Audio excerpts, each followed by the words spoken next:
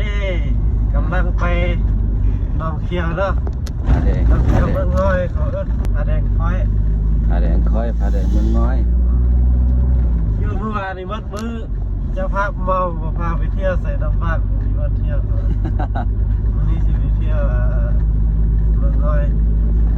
แล้วตอนแรงไปนอนอยู่ที่เมืองมุ่นอุดมไซ เอ้ย ผู้ใดอยู่ทางพุ่นเราบอกเลยนะครับไปลิ้นแต่มืออื่นจะไปเมื่อเวียงแต่เช้าเลยเนาะ แสดงว่าทันลิ้นแต่มื้อแรง มากับ มือแรง มากับไอ้ไส้น้องเดือนครอบครัวครับไปเจอกันในพุ่นเด้อ จะไปหมก มึงก็จะพกนานบ่เลยตอนนี้กำลังเดินทางขึ้นไปเมืองน้อยเนาะตอนนี้อยู่ที่เมืองน้ำท่วมเนาะเมืองน้ำท่วมบ้านอย่างนากอกนี่นะกำลังเดินทางเข้าไปผ่านเมืองน้ำบากแล้วกับผ่านไปเมืองงอยเด้อทุกคนเด้ออันนี้คืออัปเดตเดินทางเลขที่13เหนือเลขที่13เหนือได้กายเมืองหลวงพระบางขึ้นมาตั้งเยอะแล้วเนาะฮอดเมืองน้ำท่วมกำลังจะเดินหน้าเข้าไปสู่เมืองน้ำบากและก็ไปสู่เมืองงอยเดี๋ยวติดตามไปนำกันเดิมวันนี้จะได้เห็นแบบสดๆกันเลยเนาะอยู่ที่ช่องลาวคาเซ็นเตอร์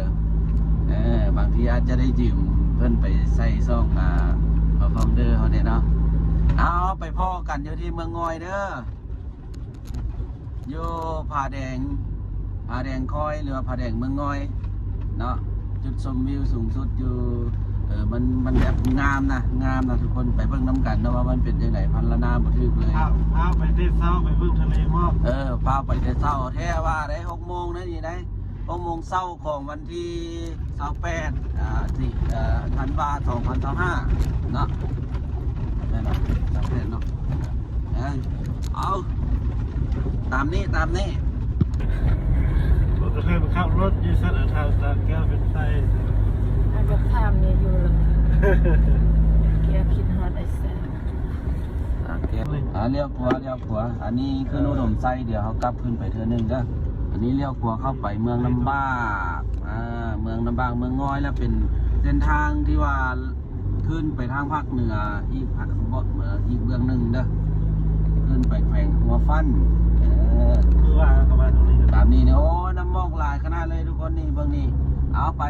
พ่อกันเมืองง้อย